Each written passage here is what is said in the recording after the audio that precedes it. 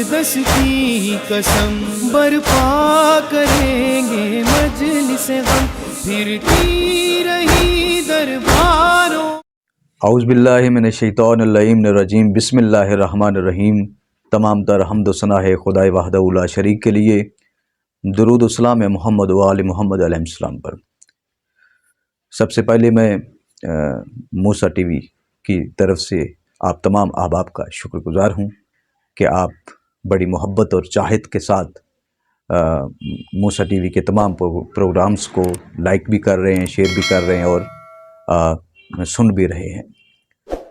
جس طرح کہ ہم نے ایک سلسلہ گفتگو شروع کیا تھا کہ ہم اصول دین اور فروع دین کا تعارف اور اس کے بعد توحید خداوندی پہ ایک ہم نے پروگرام ریکارڈ کروایا، اور آج ہم بالترتیب یہ تیسرا پروگرام ہے ہمارا، اور اس میں ہم اصول دین میں سے دوسرے اصول یعنی توحید کے بعد عدل الہی پہ مختصر طور پہ بات کریں گے.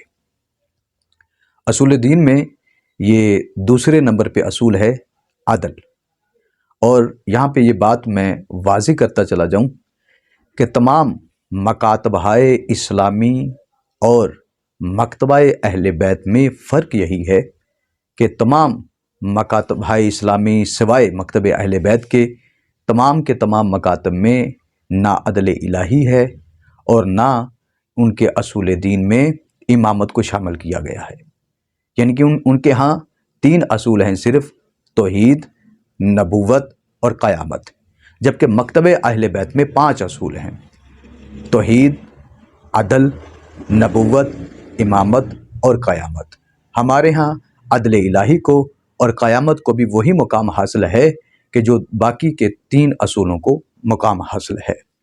عدل الہی کا اقرار کیوں ضروری ہے اور اس کا اتنا یعنی کہ اصول دین میں اس کو کیوں شامل کیا گیا اور اس پہ اتنا اصرار کیوں ضروری ہے، انشاءاللہ اس پہ ہم بات مختصر طور پہ کریں گے. لیکن اس سے پہلے آپ یہ بات سمجھ لیجئے کہ دوسرے مکاتبہ فکر نے عدل الہی کے مقابلے میں ایک عجیب و غریب چیز ایجاد کی. وہ چیز میں ابھی بیان کروں گا تو آپ سمجھ جائیں گے کہ کس قدر ظلم کیا گیا ہے امت مسلمہ پر. اور وہ چیز یہ ہے کہ ہمارے عدل الہی جو اصول میں عدل الہی کے ہم قائل ہیں، اس کے مقابلے میں ایک ایجاد کی گئی اور وہ یہ ایجاد میں بتاتا چلو جاؤں کہ یہ جو چیز ہے یہ اللہ کی طرف سے نہیں ہے اور نہ ہی خدا کا حکم ہے اور نہ ہی رسول کا پیغام ہے، بلکہ یہ بادشاہوں نے اپنی عوام کو اپنے قابو میں رکھنے کے لیے اس چیز کو بنایا. اور وہ چیز کیا ہے؟ اور وہ چیز آپ نے اکثر طور پہ اگر گھروں میں نورانی قاعدہ موجود ہو تو اس نورانی قاعدے کے بھی بیک سائڈ پہ ایک صفحے پہ لکھا ہوتا ہے، اور بعض کتابوں میں بھی لکھا ہوتا ہے کہ ایمان مفصل یا ایمان مجمل کے نام سے شاید یہ چیزیں موجود ہیں. اور اس میں یہ جملہ آپ کو ملے گا: خیر ہی و شر ہی من اللہ تعالی. اب اس جملے کی ذرا ترجمہ آپ سماعت کریے کہ خیر ہی یعنی نیکی، شر ہی شر یعنی برائی، نیکی اور برائی من اللہ تعالی یہ دونوں اللہ کی طرف سے ہیں. اب اندازہ لگائیے کہ نیکی تو اللہ کی طرف سے ہو سکتی ہے، یہ شر اللہ کی طرف سے کیوں ہے؟ یہ جو عقیدہ بنایا گیا ہے یہ عدل الہی کے مقابلے پہ بنایا گیا ہے، اور یہ کچھ مکاتب نے اس لیے بنایا تھا کہ وہاں پہ اگر اس کی آپ ہسٹری کی طرف جائیں تو آپ کو یہ بات ملے گی کہ بنو امیہ کی 100 سالہ حکومت اور اس کے بعد بنو عباسی کی 525 سالہ حکومت رہی ہے. اور اس 650 سال کے دور میں جتنے بھی بادشاہ آئے ہیں، ان تمام بادشاہوں نے اپنی عوام کو اپنے کنٹرول میں رکھنے کے لیے اس عقیدے کو بنایا، اور پھر اس عقیدے پہ اسلامی ملمہ کاری کر کے اس کو لوگوں کے سامنے پیش کیا تاکہ لوگ اس کے قائل اتنے ہو جائیں کہ وہ عدل الہی کو قبول نہ کریں بلکہ شر بھی اللہ کی طرف سے سمجھیں. اور اس کے ان کو فائدہ کیا ملتا تھا؟ وہ فائدہ یہ ہے کہ اگر کوئی بھی بادشاہ کسی پہ ظلم کرتا اپنی رعایا پہ تو وہ لوگ یہ سمجھتے کہ یہ جو شر پہنچایا جا رہا ہے بادشاہوں کی طرف سے ہمیں، یہ شر بھی اللہ کی طرف سے ہے، کیونکہ نیکی بھی اللہ کی طرف سے ہے اور شر بھی اللہ کی طرف سے ہے۔ اب دیکھیے، جب شر بھی اور نیکی بھی اللہ کی طرف سے ہے اور شر کی نسبت بھی اللہ کی طرف دے دی گئی تو باقی بچتا کیا ہے؟ یعنی اللہ کی طرف ظلم کی نسبت دے دی گئی۔ یاد رکھیے کہ اللہ عادل ہے، اللہ عدل کرتا ہے، اللہ کی صفت عدل ہے، اور اللہ نہ خود ظلم کرتا ہے اور نہ کسی پہ ظلم برداشت کرتا ہے، اور نہ کسی پہ ظلم کرتا ہے، نہ ظلم کو پسند کرتا ہے۔ تو عدل الہی اس لیے بھی ضروری ہے کہ دیکھیے، یہ تو نہیں ہو سکتا کہ اللہ ایک گنہگار کو، ایک بہت ہی ظالم شخص کو، مثال کے طور پہ مثال لے لیتے یزید کو، اور آج اسی عقیدے کی جو تھوڑا سا آپ کو اثر ہے وہ کچھ مسلمانوں میں نظر بھی آئے گا، وہ اسی عقیدے کے قائل ہیں، خیر ہی و شر ہی کے، کہ وہ کہتے ہیں کہ ہاں یزید اگر برا ہے تو پھر کیا، اللہ اس برے کو جنت میں ڈال سکتا ہے، اللہ قادر ہے، وہ برے کو جنت میں وہ ایک اچھے کو جہنم میں ڈال لے گا۔ نہیں بھائی، اگر ایسا ہی ہے تو یہ آپ کے ذہن کا بنایا ہوا خدا ہے، وہ خدا کہ جس کی پہچان محمد و آل محمد کروانے آئے ہیں، وہ خدا کہ جس کی پہچان قرآن نے کروائی ہے، وہ خدا وہ نہیں ہے کہ جو کسی کو بلا وجہ جو نیکی کرنے والا ہے اس کو جہنم میں ڈال دے اور جو برائی کرنے والا ہے اس کو جنت میں بھیج دے۔ نہیں، ایسے نہیں ہے، بلکہ اللہ کی صفت عدل بھی ہے۔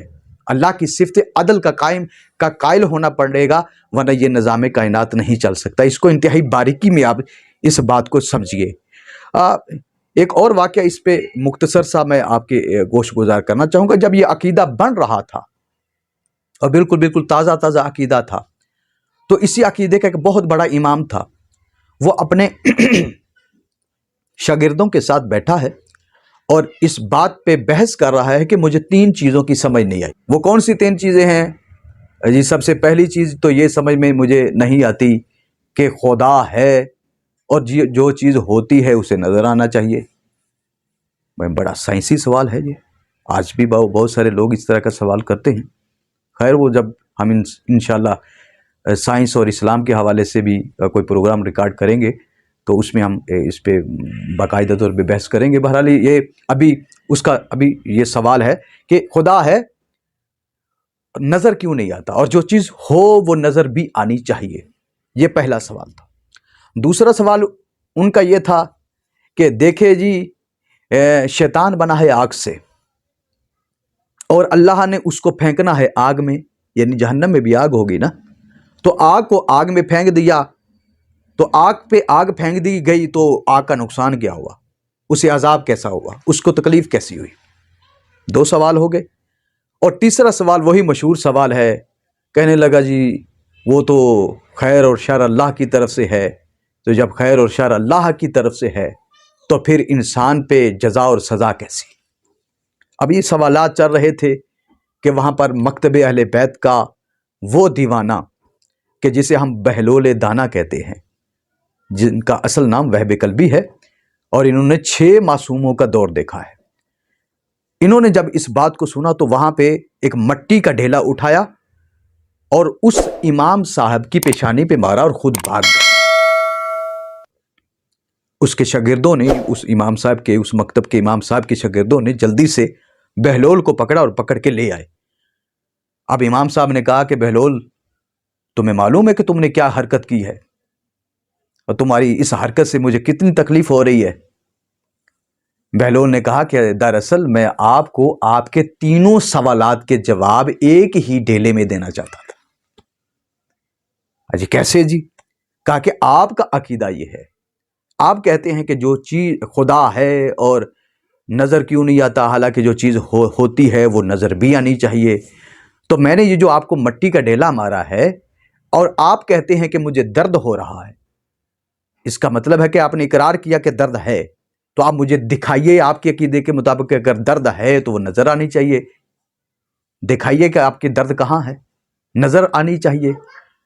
یہ پہلا اس کا جواب ملا۔ انہوں نے کہا کہ پھر کہا کہ تم جو کہتے ہو کہ آگ کا بنا ہے شیطان اور آگ کو آگ میں ڈالا جائے گا، تو آگ کو آگ کی تکلیف کیا ہے؟ تو کیسے عذاب اس کو پہنچے گا؟ تو کہا کہ یہ جو مٹی کا ڈھیلا میں نے آپ کو مارا ہے یہ بھی مٹی کا بنا ہوا ہے، اور اللہ نے آپ کو بھی مٹی سے خلق کیا ہے، مٹی کو مٹی لگی ہے تو درد کیسا، تکلیف کیسی؟ امام صاحب بڑے پریشان ہو گئے، بھئی یہ کیا، یہ تو آل محمد کا دیوانہ ہی مجھے آج لے بیٹھا ہے۔ پھر تیسرا جواب انہوں نے کہا کہ دیکھیں، اس کے شاگردوں نے کہا کہ بھئی ہم اسے سزا دیں گے، اس نے ہمارے استاد محترم کو مارا ہے، ہم اس کا بدلہ لیں گے۔ بڑے غصے میں آ گئے۔ بہلول دانا نے کہا کہ دیکھیے جناب، مجھے کچھ نہ کہیے، یہ جو کچھ مجھ سے کروایا گیا ہے یہ اللہ نے کیا ہے، یہ جو شر میں نے آپ کو پہنچایا ہے آپ ہی کا تو عقیدہ ہے، خیر ہی و شر ہی من اللہ تعالی، خیر اور شر اللہ کی طرف سے ہے، تو یہ جو شر تمہیں پہنچا ہے، یہ جو تکلیف تمہیں پہنچی ہے، یہ میں نے نہیں پہنچائی، یہ تو اللہ نے پہنچائی ہے، تو آپ مجھے کیوں اس کی سزا دے رہے ہیں؟ امام صاحب کو سمجھ آ گئی کہ دیکھیے یہ آل محمد کے در کا دیوانہ ہو، دیوانہ صحیح، آل محمد کے علوم کو پہچاننے والا ہونا چاہیے، تو بڑی بڑی علمی گتھیاں سلجھ جاتی ہیں۔ تو میرے عرض کرنے کا مقصد یہ ہے کہ عدل الہی کو اللہ کی ذات سے نفی نہیں کیا جا سکتا۔ اگر عدل کو نکال دیا جائے گا تو پھر ہر طرف شر ہی شر بچے گا، اور یہ جو دنیا آج آپ دیکھ رہے ہیں تباہی میں مبتلا ہے، ہر طرف تباہی مچی ہوئی ہے، بادشاہ اپنے من پسند کے عقیدے اور عقائد عوام پہ مسلط کرتے ہیں، اور آج بھی ایک بڑے مکتب کا یہ عقیدہ ہے۔ دیکھیے آج جو یہ شر پھیلائی جا رہی ہے، ہر طرف شر پھیل رہی ہے، اور طول تاریخ میں بھی اگر ہم دیکھتے ہیں یزید جیسا جابر و فاسق و فاجر اس دنیا میں آیا تو اس نے امام حسین علیہ السلام کو قتل کیوں کیا؟ اس قتل کی وجہ یہی تھی کہ مسلمانوں کی ایک بڑی تعداد جس میں تابعین بھی ہیں، اصحاب پیمبر بھی کچھ ایسے ہیں، اور ان کی اولادیں ہیں کہ جو بالکل چپ کر کے بیٹھ گئے، اور ان میں سے بہت سارے لوگوں نے اس چیز کو سمجھ لیا کہ جناب یہ جو خیر ہی و شر ہی والا عقیدہ ہے اس پہ قائل ہو گئے، یزید کو اولو الامر مان لیا اور کہا کہ جو کچھ بھی یزید سے ہمیں تکلیف پہنچ رہی ہے یہ ہمارا مقدر تھا، حالانکہ یہ یزید کی طرف سے پہنچنے والی جو تکلیف تھی یا جابر حکمرانوں کی طرف سے پہنچنے والی تکالیف ہیں عوام کے لیے، یہ عوام کا مقدر نہیں ہوتی، مقدر انسان خود بناتا ہے، یہ اللہ نے مسلط نہیں کی۔ خدا کبھی کسی پہ شر مسلط نہیں کرتا، یہ شر کا مرکز و محور خود انسان ہے، اور جب انسان شر پہنچا دیتا ہے تو پھر کمزور طبقہ اللہ کی رضا سمجھ کے اس کو قبول کرنے بیٹھ جاتا ہے۔ اللہ کی طرف اس طرح کے ظلم کی نسبت دینا، شر کی نسبت دینا یقیناً ایک بہت بڑا ظلم ہے۔